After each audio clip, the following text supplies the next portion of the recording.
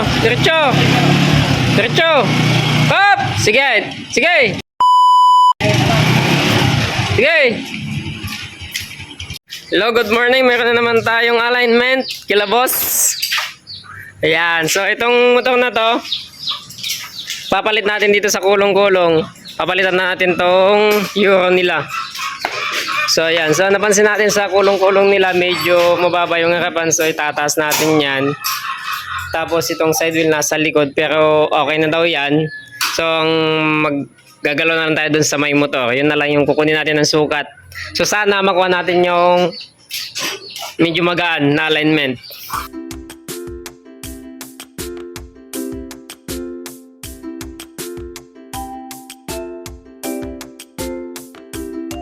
So, maganda siya. Medyo ano na rin, no? Pero ang dami, matibay itong bakal niya, oh. Walang bumigay. Ito, may reserva pa siyang gulong sa likod, oh. So, maganda yung pagkakagawa ng kulong-kulong na to.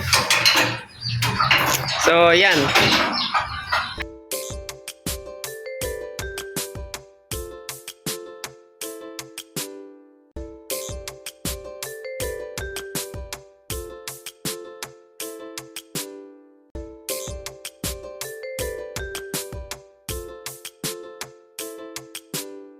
At ito na rin yung ginawa natin doon sa may extra shock na dala nila na mahaba. So, ang ginawa natin, ayan, oh. Pinutol natin tapos dinugtong. Siyempre, yung pagkakadugtong natin yan, matibay. Sigurado tayo matibay yan. Palitan nyo na ito, Jom, no? Yung katulad na sa atin para hindi sila mahirapan. Center guide, ayos. So, ganito natin pinaprocess yung mga alignment natin. Kung may nakikita tayong hindi maganda sa pagkakapwesto ng magulong, sinasabi natin sa may-ari. Depende na lang sa may-ari kung gusto niyang baguhin yung pagkaka-align sa may gulong. Basta yung sa atin lang naman, sasabihin natin sa kanila na ito hindi maganda, mabigat yung harapan, ganito, ganyan ang magiging resulta niyan. So yan, ito kanina, sinabi ko na sa kanila, tapos tinawagan nila yung boss nila. At ito, pumayag naman na baguhin natin pati yung side wheel. Pero nung una ayaw nila sanang ipagalaw yung side wheel. Pero kailangan talaga eh. So, naisip siguro na may na kailangan na ayusin yung side wheel. Ayan. So ayan, ang laki ng in advance. So dito nang galing, napunta na sa harapan. So napakalaki oh. Ayan. Laki.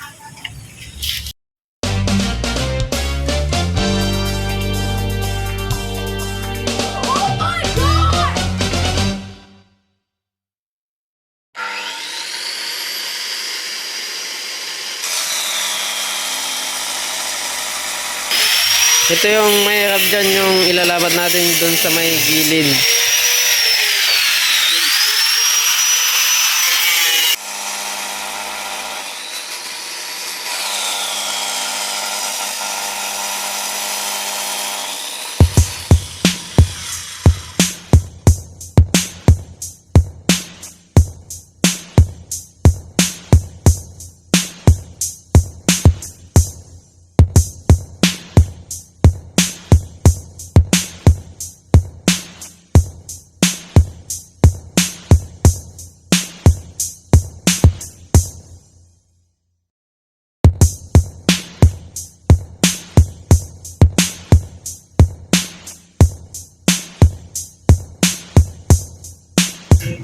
Ikaw ang ligaya ko. So ito na siya oh. Ito na yung netapal natin dito.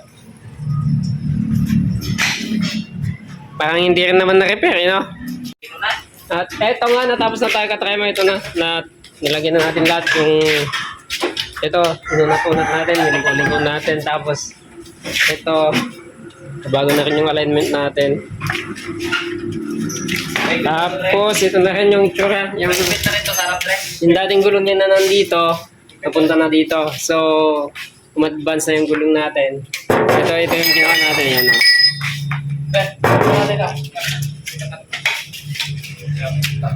Buong ilalim to natanggal, nailipat lahat yan, buong ilalim.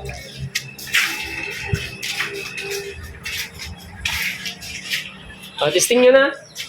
Sige na kuya. Patesting nyo na. Ay, yung pang kanya sa harapan. Ipatesting din natin sa kanila, no?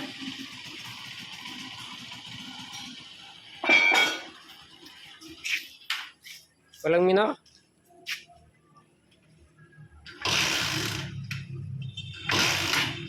Walang nakapsot.